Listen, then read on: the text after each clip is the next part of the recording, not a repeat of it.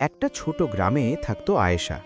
খুব গরিব পরিবার, বাবা দিনমজুর, মা অসুস্থ। তবু আয়েশার একটা স্বপ্ন ছিল, একদিন সে বড় হয়ে ডাক্তার হবে, মাকে ভালো করে দেবে। প্রতিদিন স্কুলে যাওয়ার আগে সে মায়ের কপালে হাত রেখে বলতো, মা, আর কদিন, আমি বড় হলেই তোমাকে সুস্থ করে তুলব। একদিন স্কুল থেকে ফিরে দেখে ঘরটা অস্বাভাবিক চুপচাপ, প্রতিবেশীরা ভিড় করে আছে। আয়েশা দৌড়ে ভেতরে ঢুকে দেখে মা নিশ্চুপ হয়ে শুয়ে আছেন। আর কোনো কষ্ট নেই, আর কোনো ব্যথা নেই। আয়েশা মায়ের হাত ধরে কাঁদতে কাঁদতে বলল, মা, আমি তো এখনো ডাক্তারই হতে পারলাম না। বছর কেটে গেল। অনেক কষ্টে পড়াশোনা শেষ করে সত্যিই সে ডাক্তার হলো।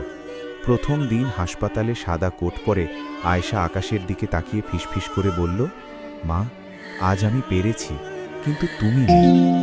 হাসপাতালের ভিড়ের মাঝেও তার চোখের কোণে জল চিকচিক করছিল। কারণ কিছু স্বপ্ন পূরণ হয়, কিন্তু যার জন্য স্বপ্ন দেখা সে আর পাশে থাকে না।